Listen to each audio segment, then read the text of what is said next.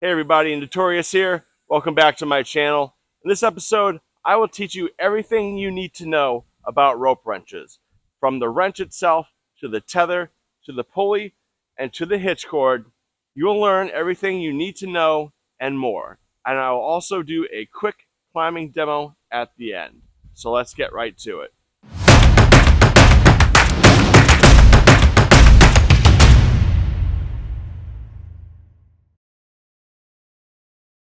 So let's begin by discussing the actual rope wrench itself. A rope wrench is a device, a friction device that is used to ascend and descend up and down a rope, specifically a single rope. So it is a device used by arborists and tree climbers for SRS, meaning they use a single line for it versus a doubled line.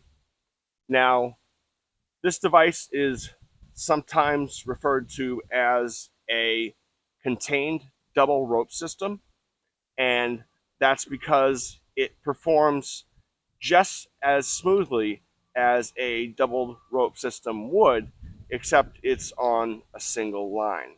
The rope wrench itself is actually just this top part here, the triangular portion that I'm pointing to right now. It is common for the users of this device to refer to the hitch, the tether, the pulley, all of it collectively as a rope wrench, which is perfectly okay to refer to it that way, but the actual rope wrench is this portion up here. And it was devised by a very smart tree climber named Kevin Bingham, and he actually worked to create this particular rope wrench by notch, and this is the flow rope wrench, and here we have the fusion tether for those who are curious. The way a rope wrench works is by connecting itself to a single line via a slick pin at the top, and you place the device like this at an angle onto your rope and then lock it. You'll see here that there is another component, and this is called the bollard, and for some devices it's called the wheel because it spins. And you can probably see with the GoPro footage the bollard inside there, and then here is the slick pin. And these two components work together to place a S-shaped bend in the rope. And what this does is it adds friction. And the rope wrench has two, I guess, modes, and it is designed to be frictionless when in the idle setting here, where it's being ascended up a rope. So when you're ascending, it'll drop down and allow for the rope to smoothly flow through it. And then it has the engaged mode, which is when you apply your weight to it and it places the bend in the rope. Now, the bend is designed to increase friction just enough to where it'll alleviate strain on the friction hitch below it, but not so much that it can't be pulled through the rope.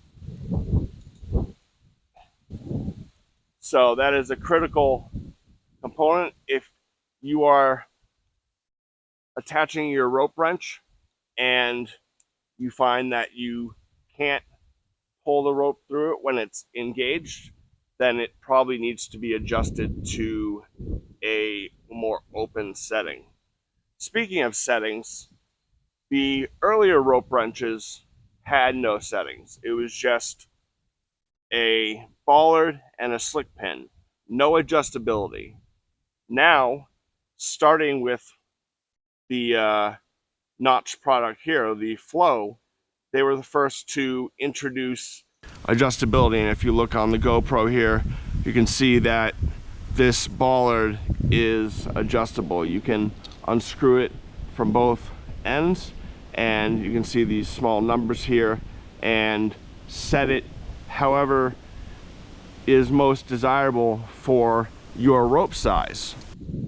As far as ropes, this works best with 16 to 24 strand ropes with a little bit of stretch. However, I've used 32 strand. This is a 32 strand rope. This is the Dreamline by Treufelberger, and even 48 strand ropes that are super static even, and this device still works flawlessly. So one thing I love about rope wrenches is that they will pretty much work with any rope you throw at them, as long as they're between the ranges of 11 and 13 millimeter diameter. And especially if your rope wrench has adjustability settings like the Notch Flow does. And once I set this, I found that this one setting, how I've set it, has worked with ropes ranging from my biggest, which is 12.8 millimeter, to my smallest, which is 11 millimeter, without needing to make any adjustments. So it's pretty forgiving, and it's sort of set it and forget it. Unlike other devices where you set it for one rope, and if you change ropes, or if the rope you're using even gets, fluffy or older and bulkier, you need to keep continually adjusting it. Even if it rains, you might need to adjust it. This, once you adjust it, it's good to go for, a wide range of ropes under pretty much all conditions. Connected to the rope wrench, which again is this triangular portion, we have our tether. And the tether is connected to a pulley. You can see here, there's a pulley. This pulley happens to be connected directly to the tether that I use and the system that I use. This is the Notch Flow Fusion combo. You can buy it for relatively inexpensively, and I highly recommend it. And earlier on in the world of rope wrenches, they had soft tethers, and soft tethers were made out of more flexible material, and they were able to sort of bend a little bit and have some flexibility. Nowadays, they've introduced stiff tethers onto the market, which in my opinion are far superior to the soft tethers.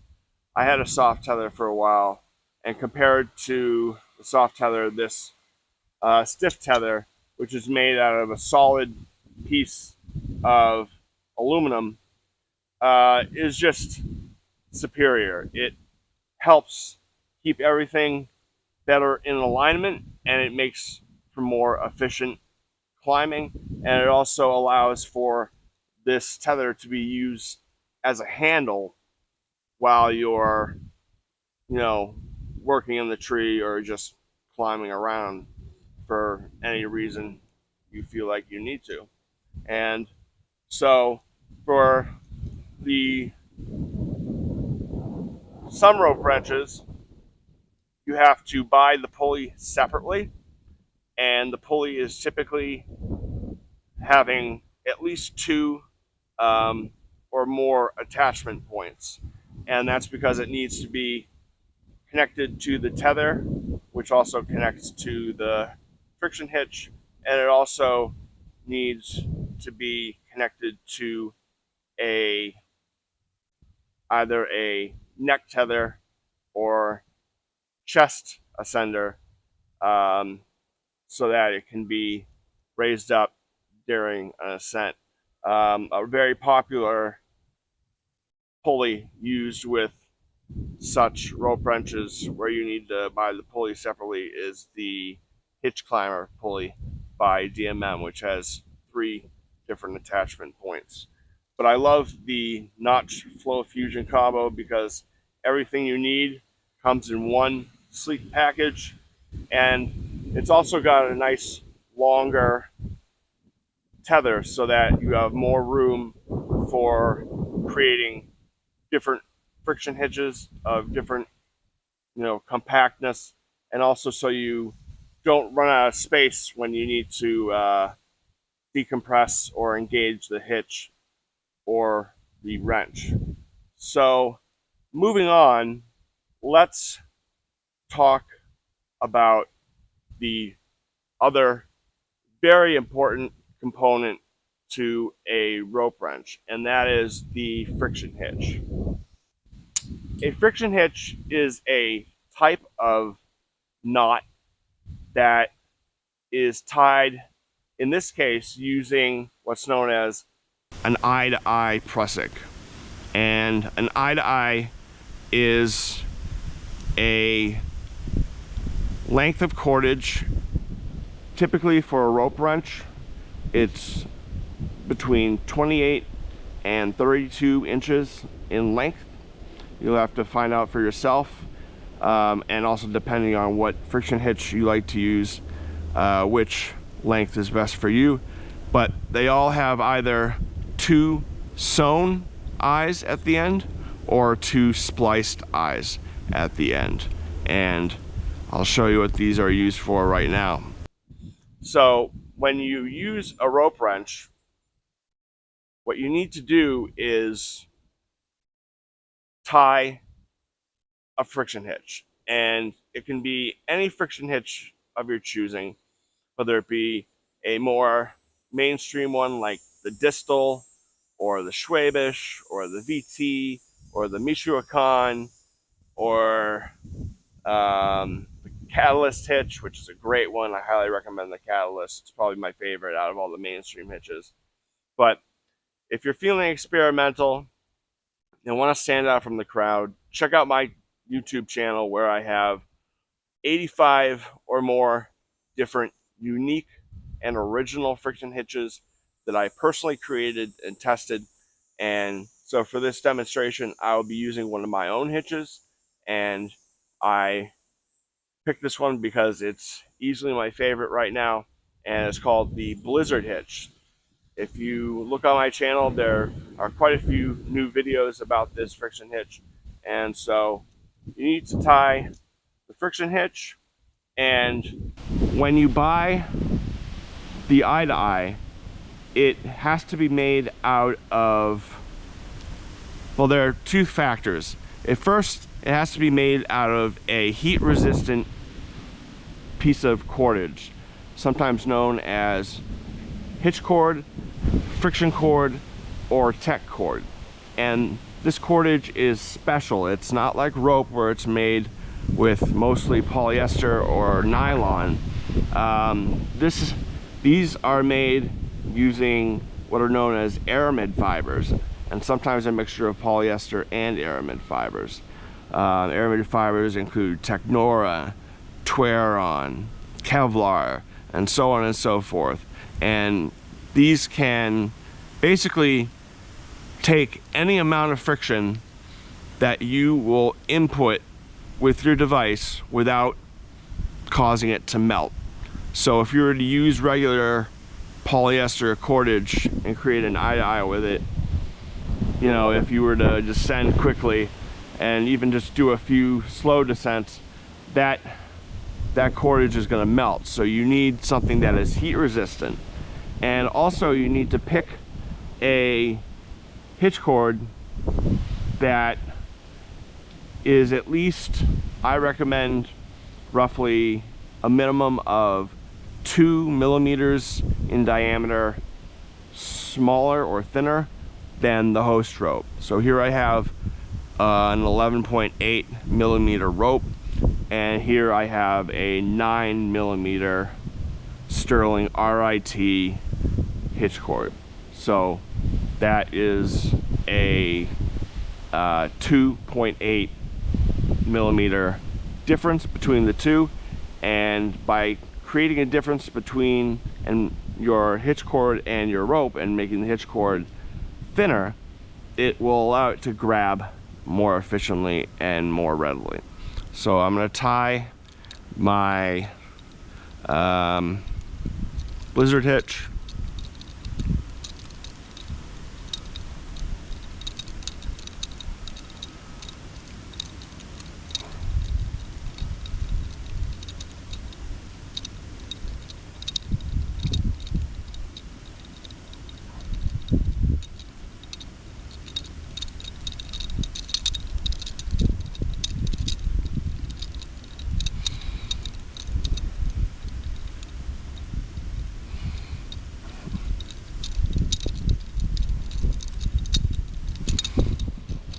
Okay, so the hitch is finished. So once you've tied your friction hitch, the next step is to connect the eyes to the system. So first I'm going to install my pulley, okay? And then I'm going to take both eyes and connect them to the system. And for this, I strongly recommend that you use an HMS style carabiner, one with a large portion at the top. I've used ovals before and it's a tight squeeze, but the HMS carabiner will allow for optimum space for the middle of the wrench and the two eyes of your hitch cord.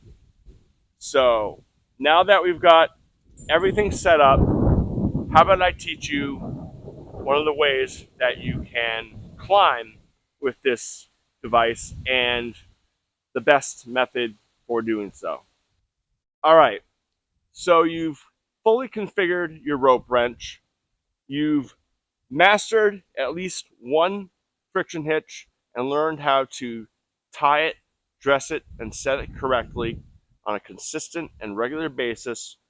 You've dialed in your actual rope wrench if it has that option, and you've practiced low on the ground and slow and learned effectively everything you need to know about it before you take it to at height levels. So before I climb, I always test the friction hitch that I'm on independent of the rope wrench. And the logic behind this is simple. If you were to just, you know, weight your system and, you know, see if your rope wrench holds you with the wrench, then all might be good until at some point up later on in the canopy your hitch were to fail. So I like to test it first by taking off the wrench portion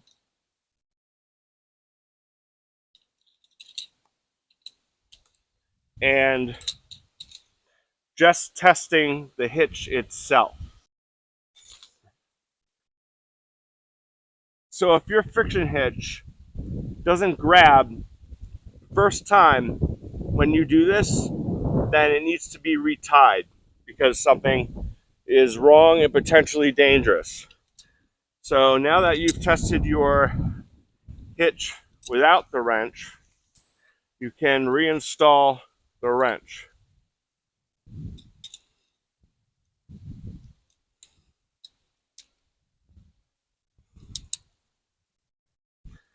Okay. And the number one way for a climber to climb with a rope wrench system is by rope walking. And let me do a quick demonstration of what a rope walk looks like and involves.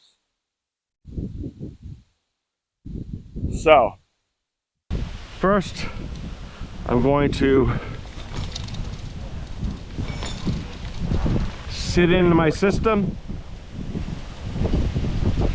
and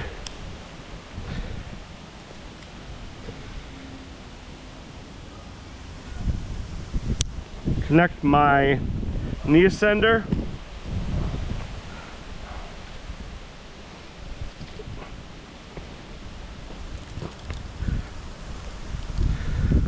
connect my knee ascender,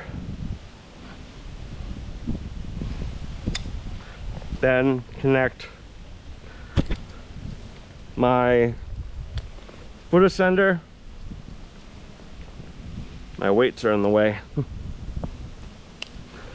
And then finally connect my neck tether, or you can use a chest harness, to my wrench.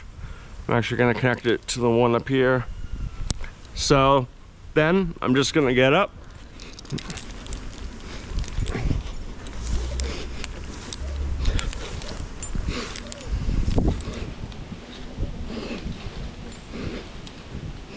so I don't want to be out of frame, so I'm just going to take my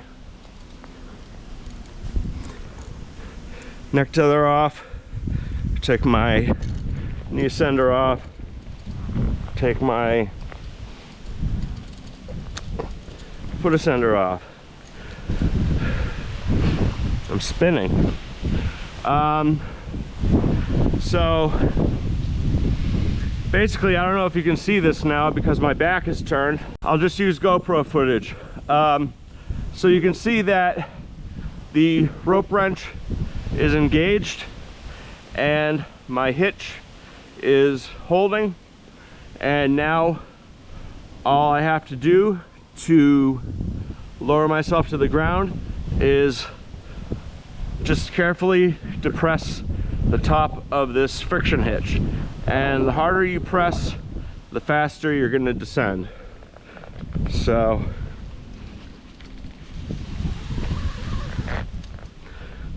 and that's it. That is a quick demo of a rope walk and a quick demo of one of the methods for climbing with this rope wrench system.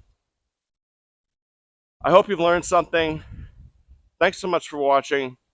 Please consider donating. I'm trying to raise money for a dynamometer, which is a force measurement device, so that I can measure forces in climbing systems, and also so that I can do some brake testing. Finally, like this video if you enjoyed it, and if you thought it was educational, please subscribe for more like this. I also make shorts, so be sure to check those out as well. And as always, be sure to check out my channel for more hitch how-tos, not tutorials, and climbing videos. Thanks so much for watching. Bye.